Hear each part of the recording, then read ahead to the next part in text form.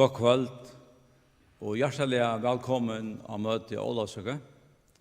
Møte være sendt beinleis i Ebenezer. Vi færre høyre tale og vittnesbord, vi færre synsjå i fjellet, og vi færre eisne høyre sersang i kvöld. Men nå skulle vi bia sammen. Fæger, vi kommer framfor i Asjantøyna og i Jesus navnet. Og vi takkar for at vi datter finner henda møleikene å kunne hava et møte, og at vi kunne kunngjøre evangeliet, glede bådskapen. Fæger, vi takkar der for den karleika ut og vust i okken, da du sendte sånn til i Jesus Kristus, nir her for at dodja for okken syndarar. Takk for det her, Fæger. Og vi ber etter at tøyn ante skal virke i tjokken til som vil sunge og tale i kvöld. Og vi ønsker såleis at sikna alt hei som loja av Fæger. Og i Jesus navnet. Amen. Vi skulle nå i fela synja sangen God sendte sånn Herren Jesus.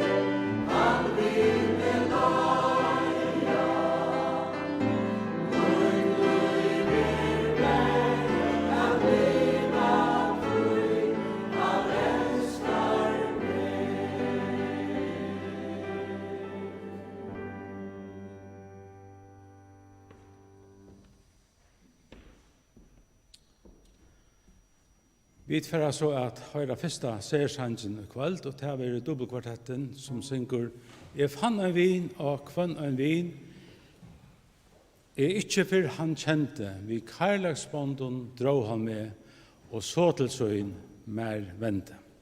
Han er nummer 416 i Nutsjebøk, om anker har bøtsna her heima.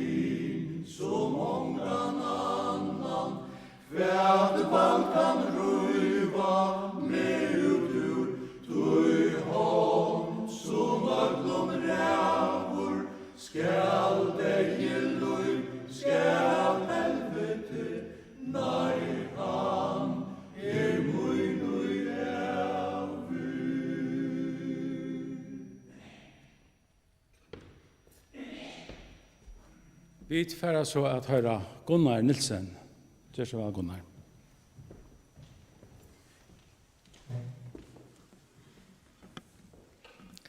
Ja, godt kvöld, og gav alla så godt til Ødlund ikon som løye av. Det en glede at stand til i kvöld og kunne tåse om henda Jesus som vi da var sundt om, og syntja sanger som heter at min Jesus lever, og du skal leva. Hetta vittnesbord om min øysene at hetta ikke bare noen år og en gamlere bok, men hetta nekka som en verløy i min liv, at Jesus kom inn i mitt liv og brøtte mitt liv. Og Jesus livand, og livet som man vil gjennom hver eneste det.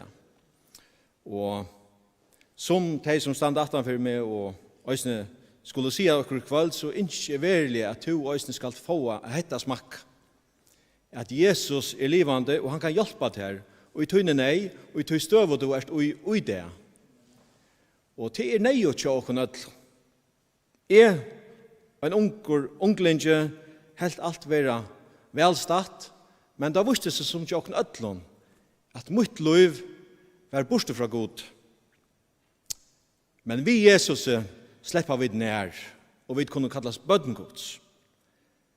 Vi leser øysni i Apostelsøvni om en mann, og det velkjent, om en mann som kallet Saul, som søkte et tøymon som var tryggvande, tøymon kristne. Hesen Saul ble så kallet av 17. Paulus, og i 19. kapitlet verur hesen Saul steggaver av en av Damaskus. Herre Jesus spyr han, hvor søker du et meg? Og i hesen egna brakte brøttes livet av Paulus. Han møtte hesen Jesus, og Jesus ble herre i hans liv. Livet tog en 140 grads vend. Fra at søkja imot Jesus, så får han å være og sauna sammen med Jesus, at være et sendebo og i sted Kristus. Hette det og vi stand her i kveld. Grunden til at vi stand her i kveld ikke til at vinne okkom prøys og høyer og større løn, men vi ikke å fylltja boven og ikke herre okkar.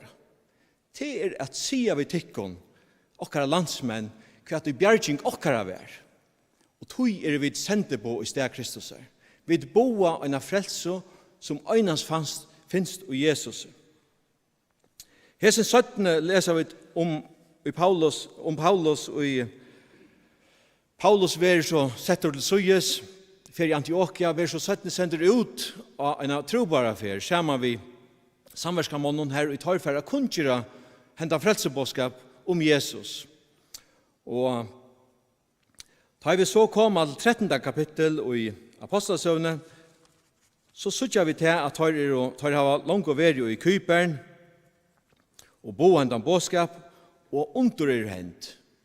Liv brøtt, og Jesus kommet inn i liven til folk som tar av kunngjørst, henda Jesus fyrir, og Jesus livande gjørte fyrir som menneskjon i Kypern, og tar for å vujere, nian mot Torskalandet, Og vi så en hending i Apostlagärningarna 13 her og i Paulus tar komma til Antiochia, til et annet Antiochia, til og her som nuvarande Torskaland og tar samlast her som årgods ved boa, og til synagogene. Og i synagogen i Antiochia røyses Paulus opp, og her vil loven jo lysen, men forklarer tøymon som i Antiochia, og forklarer tøymon lykka som i stutton, kvært i alt frelsegods versk gonger ut på, og kvært i jøtane så hadde gjørst. Og jeg har jo lykka lesa vers 38 og 39 i 13. kapittel i Apostlagärningarna, ta i Paulus og hever grøtt fra henda Jesus, som ikke bare døye, men har røys opp at rettor, og at helsen var dripen av jødene sjølvån. Så sier han dette her vi, hessa jødene i synagogene, så skulle de ta vita tid menn brøver, at vi honom vil tikkum kunngjørt fyrirgeving syndana. Og fra ötlån som de ikke kunne være rattvistgjørter fra, vi mauselov, verur og i honom kvørt han som tror rattvistgjørter. Hetta sier han inne i synagogen. Og hetta ikke annet enn at hetta rannsangande tala og i Paulus tåsar til disse jødene. Og vi leser oss om her i året ved boa at det øsne skapar øsing middelenfolk. Varst du kvært vinner? Øsne i øyne for i munneløyve måtte øsing til. Vi i fargen kjenner vel til sjekven og kanskje skiparer og kvært i valgt en skipar hever av skutene. Skiparen hever fullkommet valgt av skutene. Vi har sett det så sant som i vikene her og en russisk kontrollare for sted, til skiparen hever valgt av skutene. Og så les vartøysene ta i Paulus kommer inn i synagogen. Det er lykka som onker kommer og spyr hver av brunne her. Og i munneløyve kan jeg bare vittne at det var jeg som var av brunne, men løyen som helt var i finnast ordan, hun var mot undergeng. Og et pryset han der fyrir her onker kom og sier hver av brunne tjatt her gunnar. Og så les kantøysene tidsast her i kveld gau vinner. At dette her tar vi tåse om at Jesus skal gjøres herre i tunnen løyve. Men gode viner, dette vi nødt til at boa. Til at du ansammadler av brunne, så du ikke måtte himmelsront. Du måtte av en måtte for tæping. Og det området å få tannspurningen settan, og tog kan det også tidligast som omheter en øsande spurninger i vidt setekvöld. Du frelstor? Og jeg helt over øyla nærgengande spurninger som jeg fikk sett an til øyne kvölde. Hvor skal bestemme og hvor skal vite om frelstor? Men jeg tatt ikke fyrir til løt at jeg fikk han der rannsakende spurningen. Og jeg vågner i øyne kvöld at to sørst alvaran i Jesus. Og at vi i året gods kunne vise der også at det øynens og gjør Jesus Kristus at vi kunne bli frelst. Så at Paulus sier vi jødene som hadde rønt så negv, tar visst alle lovene ut og inn og fyllt henne, han sier så løys, fra ødlån som tid ikke kunne være rattvistgjørter fra vi Moselov, verur i hånden kvørt han som tror rattvistgjørter. Hatta løsnen tid. Og vi leser satten i samme kapittel at høytningene hørte dette, var det gleder og prysa og år i herrens, og de tog og vi trygg, så mange som var atlet til evet liv. Og dette var det som hendte i munnen løyve, at jeg fikk henne rannsakende spurningen. Du frelstor? Du frelstor, gode vinner? Dette kanskje en bøgnløyes, nærgengende spurninger, men han nøyevår. Så vi får grøyva om to hever kaus mot himmelen, etla i mot fortæping. Du ansamadler, du herre i tunnen løyve, så du av en måte fortæping. Først du Jesus inn i tutt løy, og han gjerst herre og skipare tunnen løyve, og til teker vi trygg, så ver du frelstor, til ver rattvistgjørt.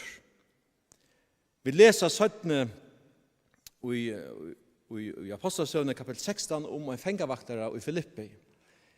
Tar sette faster til at det kunngjørt år gods, og tar lunsja i vel, sammen vi som fengavaktare, men gods underhenter, tar sinje og lovbrus av gode, og tar slepp. Og fengavaktaren bebbaratter. Tui at det stod livtjånen om dette ble oppdeia at fenga nirvar og farner. Og han var ute av etjene, kan man si, som fengavaktaren.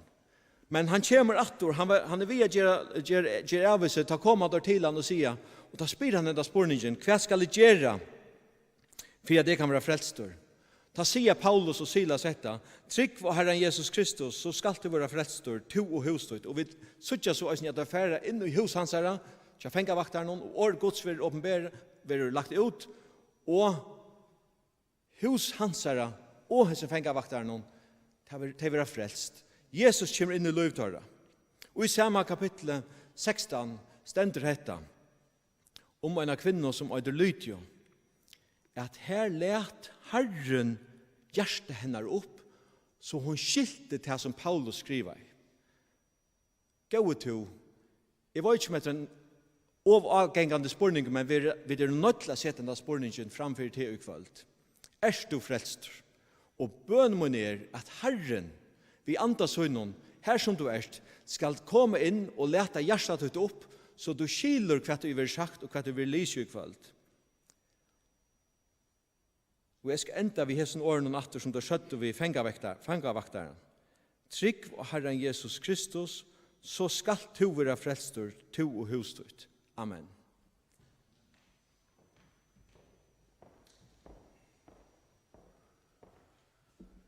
Vi tferer nå, vi fele av synsja sannsjen Kristus frelser til fullnar.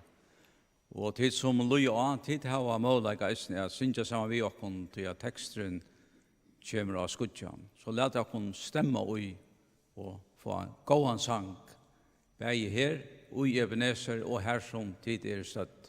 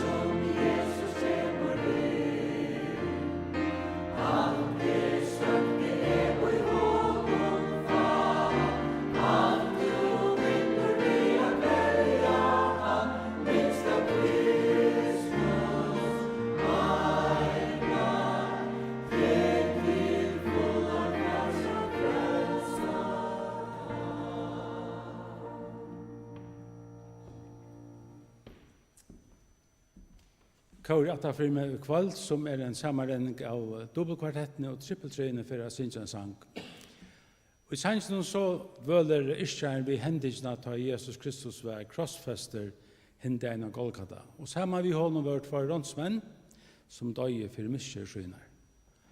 Og andre at han råper av Herren og sier, minst moin, ta du kommer og rydde tøynen. Og han først være, sannelig sider i det skal du være vimmer i paradiset.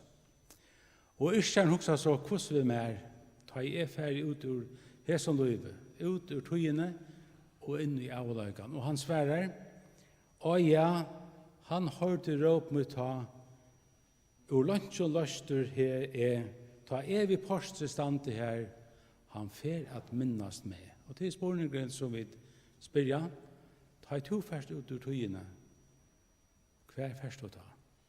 Ta vi av sunnkje, så høyrer vi Ruth Gårdlukke bæra fram vittnesbord søgn.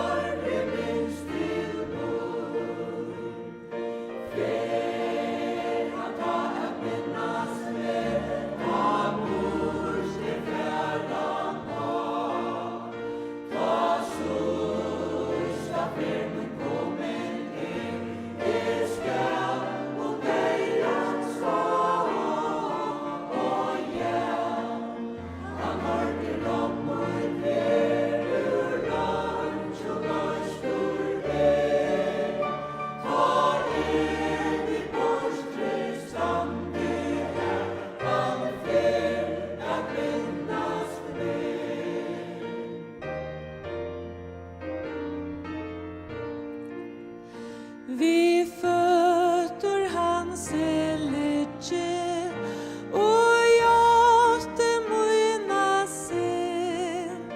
Hans kära anlit ser nu min sal som förvär blind. Och nu mot eja skoar en gildan himmel vid. Ta vi porstre stande her, han fer at minnas med. Han tar at minnas med, ta bort det fjärran av. Ta sista färden kommer ner, det skall och dig att stå. Och ja, han har vi rått mot her, ur lunch och löstor det. Ta vi porstre stande her, han fer att minnas med. Fer han tar att minnas med, ta bort det fjärran av. Ta sista färden kommer ner, det skall och dig att stå. Och ja, han har vi rått mot her, ur lunch och löstor det.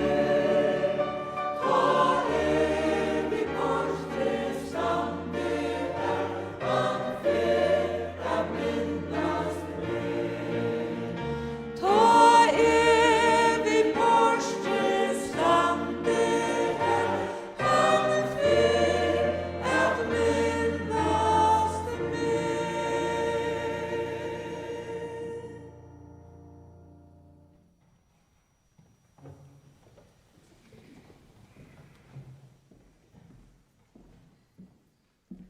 God kvöld og gav alla søkko.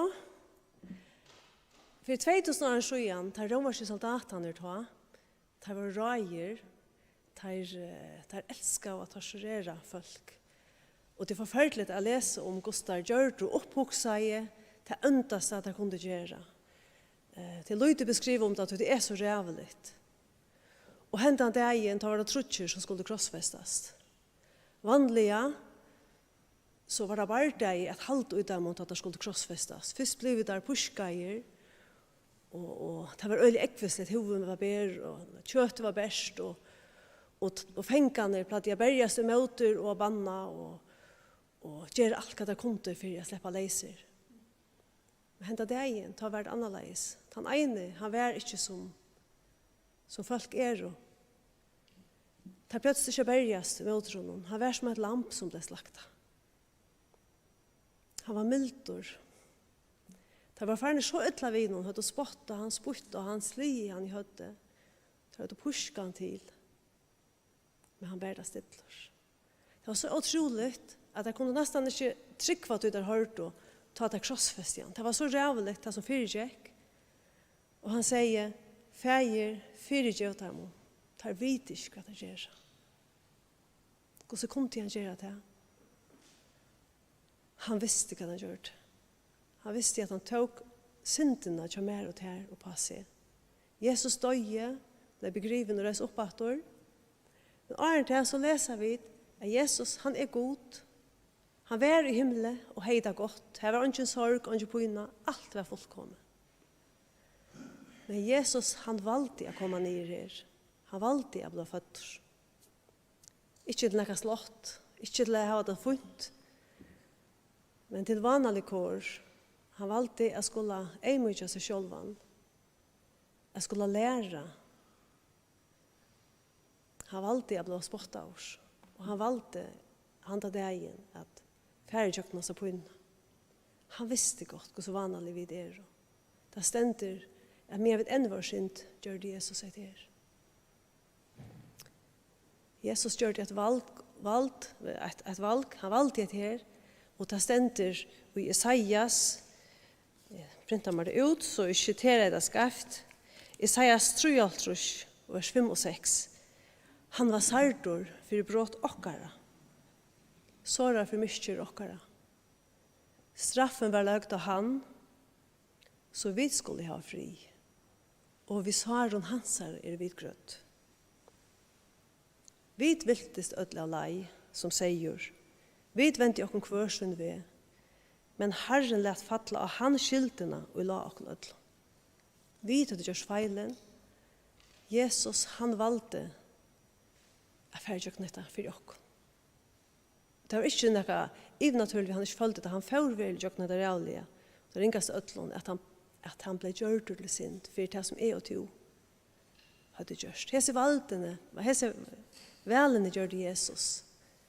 Og vi stand eisen for velen. Det er så områdende. Da jeg var småjenta, da jeg gikk av møte og i sundagsskola, og i oppvoksen en tryggvand i heime, så helt jeg vet er det tryggvand. Vi gikk av møte og vi gjør det som er godt. Vi helt velstanda til. Og jeg sier, kanskje det samme til her, at du heldur, jeg lever i pentliv, det sender vel til til mer. Men det er så reelt området videre, men det verleik? Det handler ikke bare om løtene bare nå, det handler om at han er anlegget. Gå viner. Skumpa ikke bare vekk eller si, det må få genka. Jeg er lykka gøy som han her, er nek bedre rått, og jeg har ikke problemer til. Det handler ikke om det, at peike etter og møte oss ut fra hver øre. Lese Bibelen, hva stender her. Jeg var en møte her som jeg hørte at det var nek som hilti at jeg var ved i himmelen. Kanskje det er litt pentliv, eller at man er en tryggvande, kommer fra en tryggvande heime, som vi pleier kalla det. Men det er ikke på tammata man ikke en himmels. Akkurat som Jesus valgte, så må jeg og to eisen tenke det vel. Vi må velge. Hva velger to? Hever du valgt? Man kan halda man ikke hever valgt, men hvis du ikke velger Jesus, så velger du han fra. Jeg valgte den dagen som småjenta, jeg sier av Jesus at jeg vet at jeg har gjort feil. Jeg vet at jeg klarer ikke å bli god nok. Takk jeg for han døye for meg. Be han fyrir ikke om meg. Og til det mest området jeg gjør. Jeg lærte i vers om baden, så er jeg glad for versene som stand i 1. Johannesbrevet, kapittel 8. Fra vers 8. Jeg minnes at det var høvige vittner, så platt jeg alltid lese det. Og det er stadigvæk så dyrer bare fyrir meg. Sier vi at vi har ikke synd, så darer vi dere sjølve, og sannleiken er ikke i okkom. Så sier du at du har ikke synda, ja, men les hva han sier. Jotta vi synder okkara, han trofast og rattviser, så han fyrirgjør okkom syndene og rensar okkom fra allar i orattviser. Sier vi at vi har ikke synda, så gjør vi handliknare, og år hans er ikke i okkom. Sier du at du er god nok, eller sars du dina synd? Jeg valgte å takke mot Jesus, og jeg tar ikke valg vågjere. Jeg må velge vågjere. Hva liv jeg fyr? Jesus er blevet min herre. Og jeg husker jeg som vi tryggvande. Hva liv har vi fyr? Hvis vi har valgt Jesus jeg fylltja, så eier til at avvarske okkon, og i øtlom tid som vi gjør det til den. Hva velger jeg bruker man å tog til? Hva velger jeg bruker det som herren giver meg henter til? Og jeg sier det slett ikke det dov. Det er daglig at det er kjett om okkur bort som jeg har sagt, eller hvordan jeg har brukt mine tog. Men lett å støvne mot malen. Lett å gjøre det som gjør feil. Men første øtlån, om du ikke tider mot Jesus, gjøre dine synd, som det har så greit og for å høre greier i kveld. Har du bruk for at ta seg vi en om det, sett i samband vi med et eller annet annan. Jeg har drott gård lykke til sagt der. Der finner man nett, noen telefonnummer og messenger og alt det her. Et eller annet annan, men mest ødlån, les i bøyplene, be god hjelp av deg. Han er eis i avhøret det her. Her er skikkende til.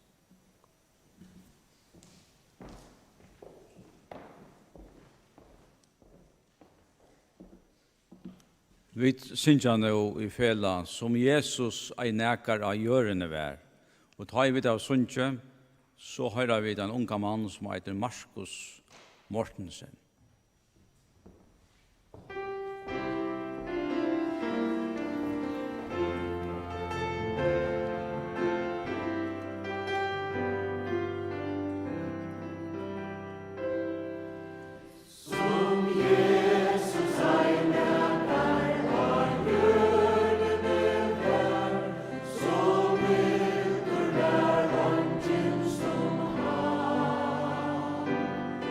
Og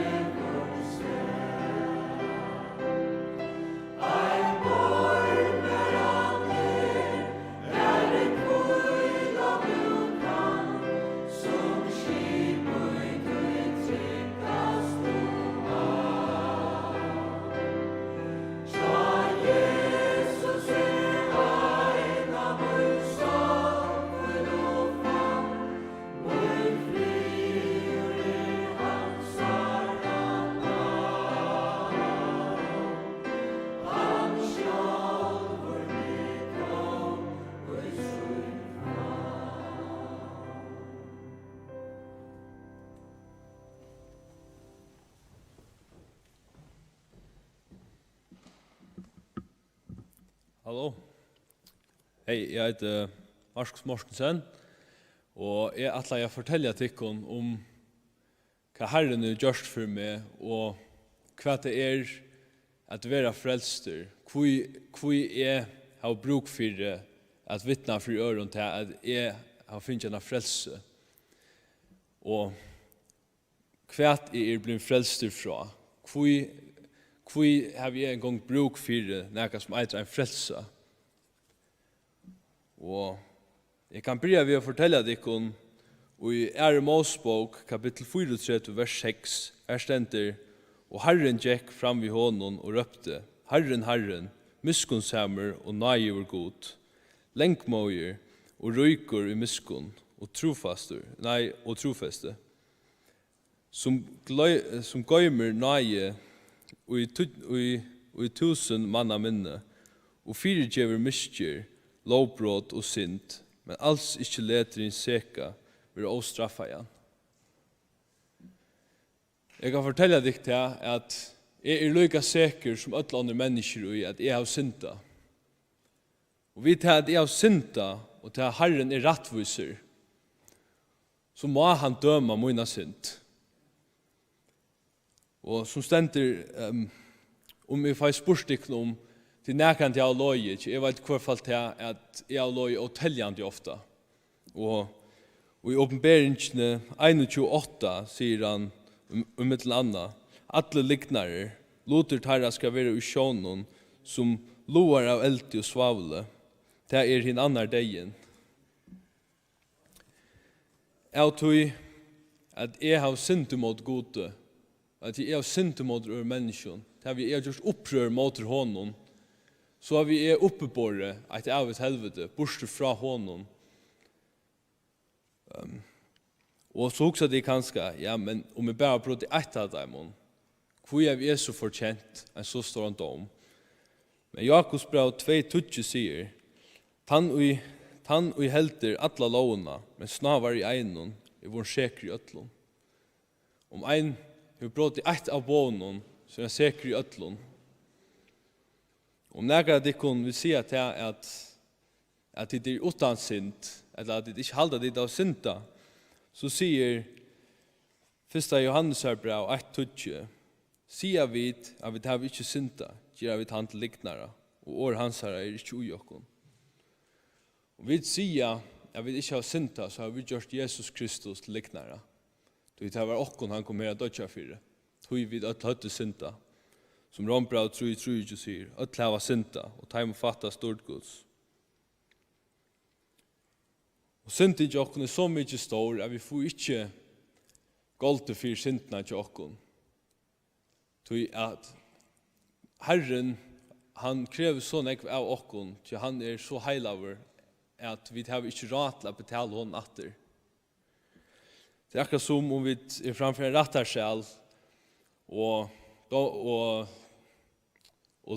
domar sier, ja, du har stjålet en bil, og du har, jeg vet ikke hva du gjør, du har klart brott i ankra, nok så alvorliga lov. Men du sier, ja, men jeg har givet ordentlig nekle fatøkke, og jeg har vært ordentlig fitter i jøkken alt mitt liv. Men han må straffa det for du syndnast du gjørst. Du kanst ikke betale hon atter vid at du gjørst noe versk åren. Om han er rettviser, så må han døma til. Så vi til så måtte vi, så hadde vi bruk for en frelsere.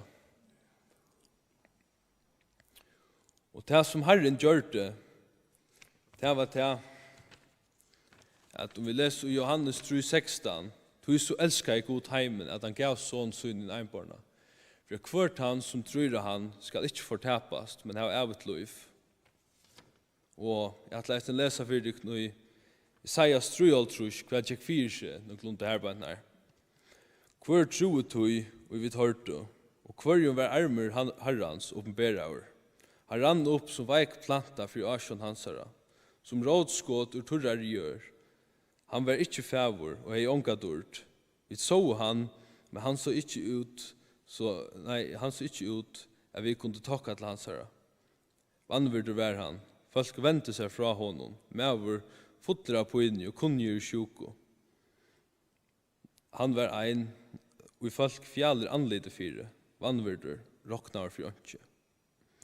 Men det var sjukur okkara og han bær. Det var poiner okkara og han leie av seg. Vi tillte han være heimsøktan, slittnan og plavajan av gode. Men han var sartur for brot okkara, sårar for miskjer okkara. Straffen var lagt av han, så vi skulle ha fri. Og vi saren hansara vi grøtt. Vi viltest ødla lei som sier, vi dvente okkon kvar som vi, men herre at fatla han, skyltna som la okkon ødlom. Vi tar vid at synda, så høtte vi en skylt av okkon. Og som Rombrev 6:23 sier, til lønn og synden gjør i deg. Og onker måtte dødja for hetta. Og vi tar ikke råd til at vi er noen deia av krossen, at vi kunne bjerke oss selv om vi tog. Det måtte være et syndalest offer. Så god kom selv ned her, at dødja krossen for okkon. Så vi en dag kunne standa framfor Herren, sækleis. Og i 17. Korint 5:16 sier han at synder om frelsna. Om til ein i Kristus han nødje skapninger, et gamle er færre til vår nødt. Ja, vi blir nødje skapninger, og vi har sett okkar alit av Herren, tidsi mot honom som Herre og frelsare. Og gjør han til Herre i okkar løyve. Så nu fylgjer vi ikke okkar leion langer, men etter hans leion. Og det kan jeg vittna for tikkun, at jeg gjør det som unge dronker, at jeg sa til at jeg bruk for Jesus, og at jeg tog imot honom som frelsare. Og jeg vann i eisen tid for å gjøre det samme, til at man vet unga du, når tøyen jokkene kommer, så dødja lei 130 folk dagen. Vi vet unga du, når okkar tøy er ferdig herfra. Og ja. Amen.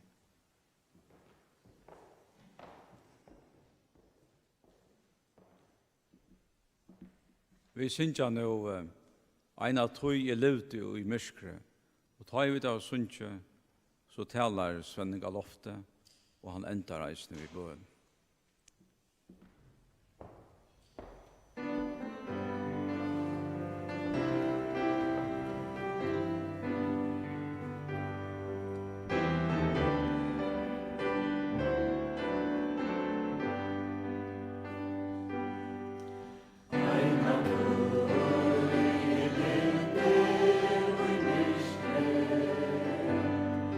Utan stavn av mig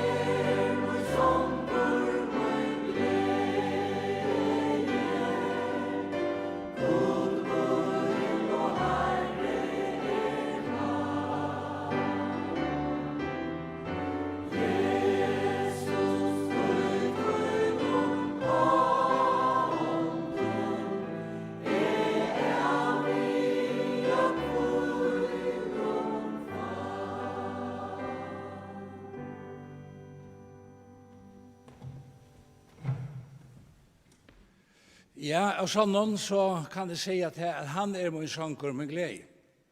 Og til han vært fra at jeg var 16 år gammel, da jeg kom å kjenne han som min personlige frelsere. Og han vært glede i min søgjene, og han glede i min her i kveld, øsne.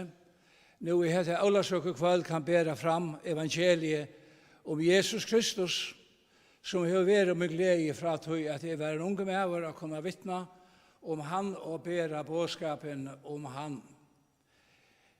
Jeg får nå å tale til tikkene føringer som lusta å høre, men jeg får også ha en halsen til de som lusta av netene, og som engsttalende, og eller som her i Nordlanden. Og en halsen. Også en hilsen til dere som lytter, og som i skandinaviske landet. And also in English, I say some words. Jeg er ferdig å lese ur Isaias. Isaias lesen tvefner her i kveld. Det gleder meg i Isaias 3:3. Og jeg er ferdig å lese i Isaias 4:3. Hette Olavsøk kveld i 2020. Og her det at Isaias, som vi kallar for evangelisteren, og i middelen profetene, og det han sannelig. Han sannelig en evangelister, det vil si en maver som ber en glede bådskap. Som ber hin gåa bådskapen, og som skriften sier, hvor så fakrer vi ikke av fjøtlen, føtter hans som kommer vi glede i båven. Og det det som kommer vi her i kveld til tøyen. Jeg kommer vi glede i båven fra erva, fra gode. Jeg har en bådskap til tøyen, og i kveld, fire at du skal høyre og luste og teke vi og teke imot. Ja, det synes jeg har en higgve her med alt med brukerne. Og kanskje jeg kunne fære i øynene så at jeg så og forstå av, men det det enskål. Jeg stender her i hese higgvene har jeg brukt, jeg ferast, og jeg har brukt den i utlandet, og jeg har finnet samband med folk, begge tryggvande folk og andre øsene. Så stender Jesus is King. Og Jesus av sånn konger. Og han konger i mine løyve. Jesus is King. Og her stender øsene. I love Jesus. Jeg elsker Jesus. Og det gjør jeg. Av sånn og av alle mine hjärta tog han bjerga i salmen, og han bjerga i alle mine løyve. Og Isaias 5:16 skriver såleis. Nå, altså nå, ikke i morgen, ikke om en løte, men nå. Nå, kjære viner, nå løten. Det var sunnkje, sannsjen, 4 sinnsje sannsjen. Nå løten. Nå det leilig der. Nå frels og dæveren. Og det det som min bådskaper her. Nå. Og så sier Isaias, nå alltid utista. Alltid utista. Vi tar alltid i morgen. Og det, og kanskje flere for den. Og det nok så vanlig det at suttje flasker og byker en talerstål i øsene. Man kan ikke lette være å drekke en talerstål. Ser det ut til det. Nå alltid utista. Kom. Og hette sin bådskaper til det tista. Hette det som Isaiah sier. Tid ut tista. Bådskaperen til tog tister. Hver tister du etter? Hvert det som du tror etter her i løven? Isaiah sier, ødel tid ut tista, kom til vattnene. Og tid til vattnene, altså til at drekke av en vattnet, det tømmer ikke. Jeg var en omgang som var lagt seg ned, og jeg vatten, og jeg var tømt vattnet. Nei, vinner, her fullt. Her nok å drekke av. Her nok til at alle heimen kommer til vattnene, jeg tenker enda vattnene, og i flertall. Ikke bare et vatten. Nei, vattnene vinner. Nei, vattnet flyter, og nei, kjeltan renner i kveld til tøyen. Kom Kom, ikke venta der borster, men kom. Kom til hansara. Kom til vattnet, kom til han som er kjeltan. Han sier at jeg er ved løvsens vatten. Han er løyve, og han er kjeltan og gjever løvsens vatten. Måtte Herren var signet det til å gjøre det, så stender det øyne etter komme og kjeipe. Og vanlig at man kjeiper, så rinder man for det. Det bruker man kors til det. Og nå har det sagt nå koronatøyene være at nå skal det ikke ha penger. Nå vil jeg ikke ha penger en gang helter. Jeg vil komme en kors til for jeg omganger smittene. Komme og kjeipe og ete, kjeipe, og så sier han det her, for jeg angan pening. For jeg angan pening, kjeipe, for jeg angan pening. Anke av vi, anka pengar, anke leggja bor, anke neka, anke gjalskort, anke neka. Hette er puraste av kjeipes å komme til Jesus. Kjeipe. Og så sier han, eller spyr henda spurningen, hvor leta tid pening for det som ikke mettar? Hatt er en personlig spurning, og onkel har sagt, altså, hva bidder du der inne? Å si at jeg lete penger for det som ikke mettar. Det sier det sier seg. Hvor lete det pening for det som ikke mettar, og som ikke brei, og daglønn tykkere for det som ikke mettar. Her er noe som mettar. Her er evangeliet om Jesus, om han som kom i akkurat sted, og let sitt blå av Golgata, og han sier, luste etter mer. Og en underfulle bådskaper, at lusta etter hva det Herren har å sige, til omedelig områdende at lusta hva det Herren har å sige.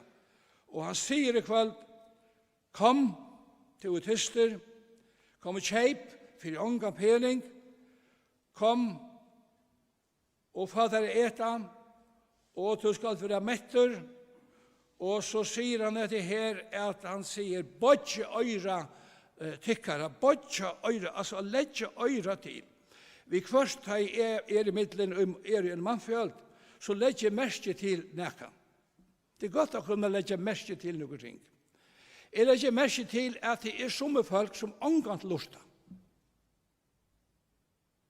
Det vil jeg bare tåse. De legger ikke øyre. De er alltid klar, de har øyne sagt noe, alltid klar til å komme i en ærersøv, som de har sittet og hukse om, medan en annen har rønt og grøtt fra hva de mener vi, så er de alltid klar. De er alltid klar ved en søv, de luster ikke, de bodger ikke øyre, vinner, bog øyre i kveld. Lusta, hukse ikke om hva du skal si, men lusta etter Herren. Det har bygget jo om her i kveld. Og så stender det her at han sier, en sted her, han sier, løyte til Herren, medan han er å finne. Medan han er å finne, løyte til Herren, medan han er å finne, og kalle av han til stund han er nær. Det vil si, han er ikke alltid å finne. Det vil si, han er ikke alltid nær, og tog er områdende at det er nå, Herren er nær, nå anden er nær, og anden taler vi til, er ometelige områdende. Det er en sanger som sier, kom til Jesus, dralende og i sønne bøk, han viser oss løy. Det er nekve sanger som er helt øyne standende gauer, og som vi kunne ta fram, og til at vi gjør oss inntil kvalt og øsne. Men dette her vil jeg øsne legge treter som jeg har sagt. Han sier i samme antadrott i Isaias, som han sier om at komme og at kalla, Ahra mener jeg finner, så sier han, hin godleise sleppe løysøyne, og hin avrattvise hoksan og søynen, og venda seg til Herren. Bibelen sier, vi venter okkom hver søyne vi er, altså borte fra Herren. Men han sier, han venter seg til Herren. Så skal han miskunne honom til god okkara, tog han skal ryklige fyrirgjev. Det underfullt bådskapet, kære tid, som lusta og som høyra. At dette den beste bådskaper som vi kunne bære fram, og som vi bære her fram i kveld. Her er sin sangren som vi husker om.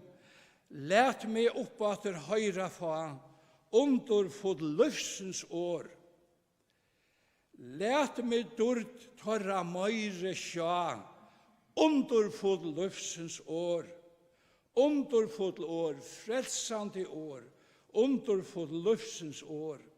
Kristus djever til kvønn ein mann, underfull løfsens år. Lusta viner, nu kallar han, underfull løfsens år. Altså frutt han djever, trygg og løyv til hever. Og så kunne vi sige vi kan annan som godsbøt, som synsja evangeliet, som ber evangeliet ut, og som vi vil sige vi ødle landet okkar i det. Tid ikke mentale, og bere fram evangelium Jesus. Læt aljoa Guds nage kall, underfull løfsens år. Bjøa frelse til kvønne fall, underfull løfsens år. Kvør vil kalle loja, teka frelse og fruja. Og det det som vi bjøa her i kvöld. Vi bjøa til denne fruja og evige frelse vi trunna av Jesus Kristus. Og han sier her i Isaias, han sier hetta lortak at han sier, «Bodje øyra og komme til mun, og høyre, så skal saltikkara liva, det løyve som i honom, så skal saltikkara liva, og så sier han hetta, og skal gjera evigan sottmala vi tikkum. Ja, sottmalar her, 8 år, 2 år, semismenn tøtja der ut, ein av vik var træt, og 14 dager, her, ein evigur sottmala i Kristi Jesu. Halleluja, hette bådskap. And now I will say some words to you, English listener, friends around the world. We preach Christ here tonight. We preach Christ and Him crucified. Listen to His voice today. Listen and receive.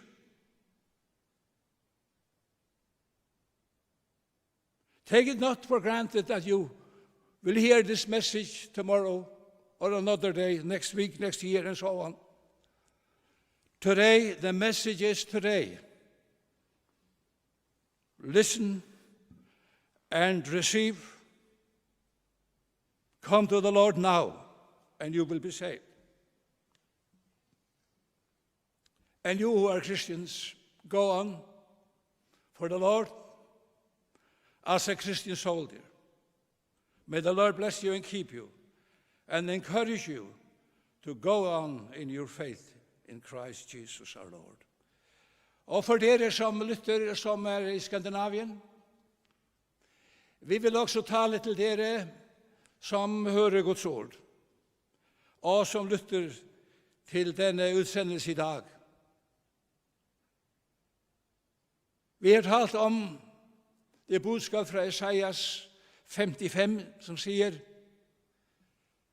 nå kan det komme og kom og drikke av den kilden som er Jesus. Og dette vil jeg si i dag, kom til Jesus. Og det er måske noe, ja, det er sikkert danskere som ikke forstår norsk, eller det er norsk eksang som vi taler på Færøerne. Men jeg vil si til deg, vi taler om å komme til Jesus, som Isaiah sier. Han sier, kom nu. Ikke i morgen eller overmorgen, men kom nu, i dag. Og så skal du få det, som Jesus har givet, et evigt liv, i troen på ham. Kom til ham i aften. Jeg vil bede en kort bøn om overgivelse, at du vil give dig hen til Jesus. Herre, takk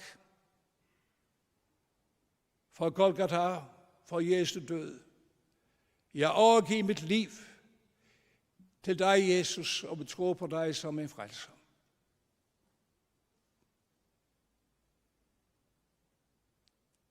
Og så til vores norske venner, du kan be din bønn sammen med meg, og ta Jesus inn i ditt liv, ta imot evangeliet i kveld. Takk, Jesus, at jeg kan komme til deg, slik som jeg er, nå i dag, i kveld, vil jeg ta imot deg som min personlige frelser og tro på ham. Må Gud velsigne deg. God bless you. God signe deg alt. Kære viner rundt om. Fylgje Jesus. Lydje han. Tryggve han. Elske han. Han elsker i til og gav sitt liv for til å Golgata.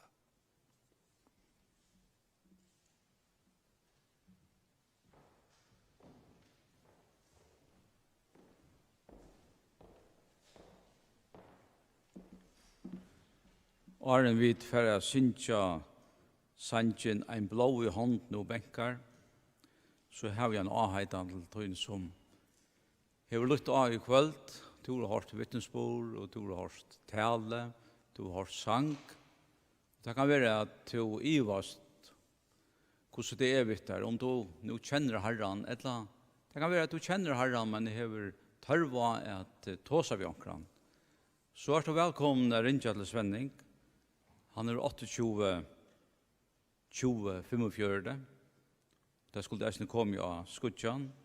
Eller du kan ringe alle mån 21 48 4.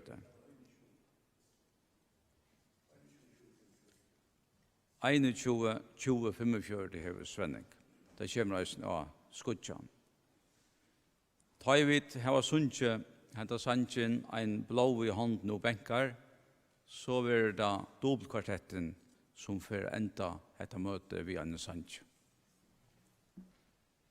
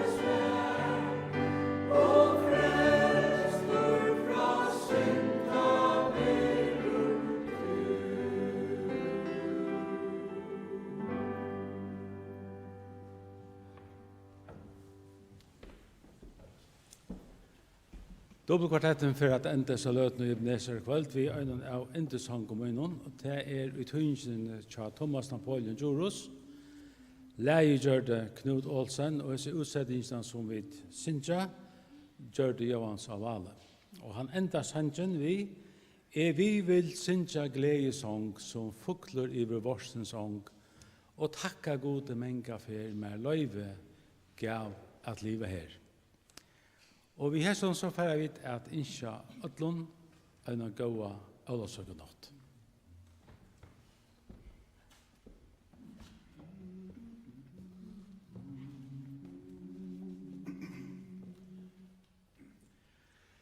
Nu stryker varom heilands vøtt, vi lurk og ta med mellom fjøtt.